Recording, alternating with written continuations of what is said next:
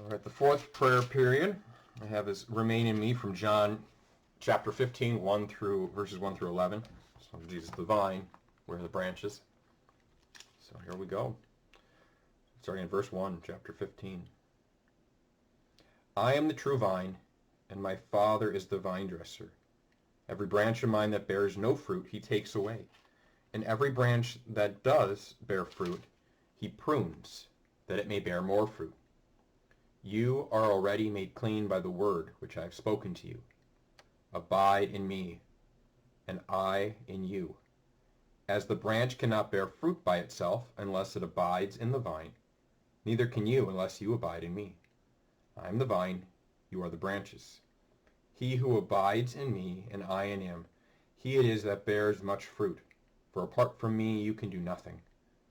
If a man does not abide in me, he is cast forth as a branch and withers, and the branches are gathered, thrown into the fire, and burned. If you abide in me, and my words abide in you, ask whatever you will, and it shall be done for you. By this my Father is glorified, that you bear much fruit, and so prove to be my disciples. As the Father has loved me, so I have loved you. Abide in my love. If you keep my commandments, you will abide in my love, just as I have kept my Father's commandments and abide in his love.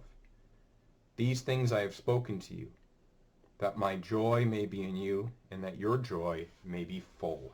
All right, that's an important passage. He uses this image of the vine being connected, kind of life kind of being connected to the vine, and so this like the sap,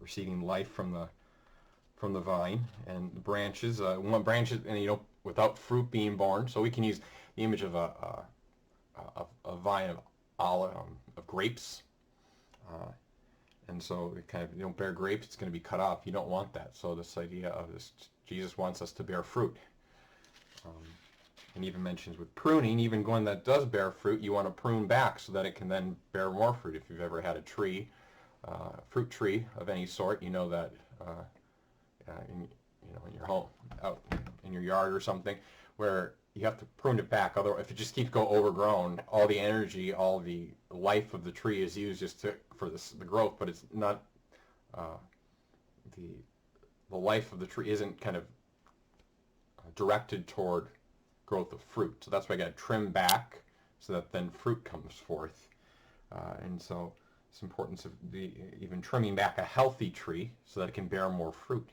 And he says later on in verse 8 that by this my Father is glorified, that you may bear much fruit, and so prove to be my disciples. The idea, God wants us to bear much fruit. So actually pruning, when we prune, we're humbling ourselves. We're saying, okay, God, yeah, I need to be cut back, and I want to be able to bear fruit, so you may be glorified. Now, glory in the Scriptures, a simple definition is it's the manifestation of one's perfection.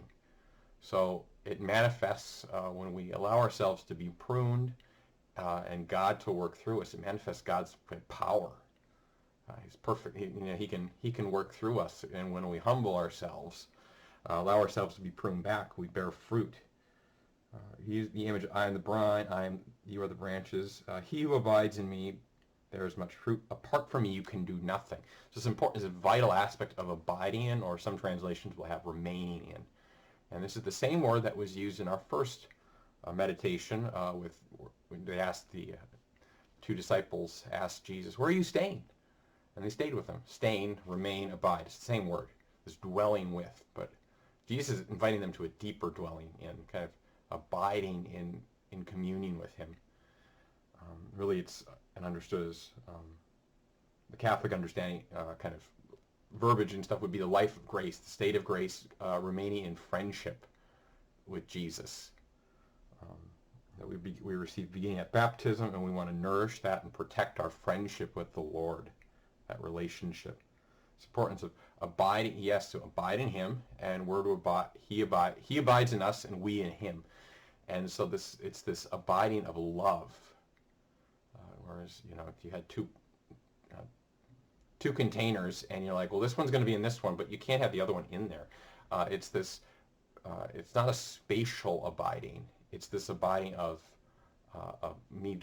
him dwelling as the kind of in my heart in a very real way. Of the Lord is on my mind, and I'm on his concern. I'm in his heart, and there's this mutual love and concern and care for one another. This friendship that goes about. A beautiful image for that would be, in terms of abiding in. Like, how does that work? Like, well, you can like a woman who's pregnant with her child. Like the child's abiding in her in a certain sense. This closeness, and that's what the Lord wants. He wants to abide in Him, and He in us.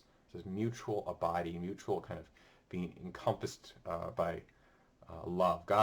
Jesus wants us to embrace Him with love, and then He wants to embrace us with His love.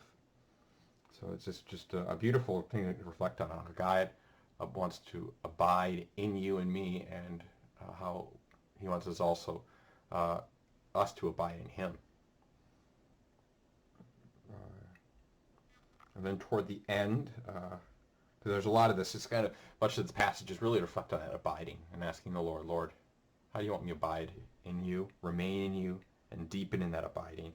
The last thing where it speaks of the spoken these things that my joy may be in you, and that your joy may be full. Could be also complete, lacking in nothing, complete. It's the idea of abiding in Jesus. That's where our fullness of life is ultimately.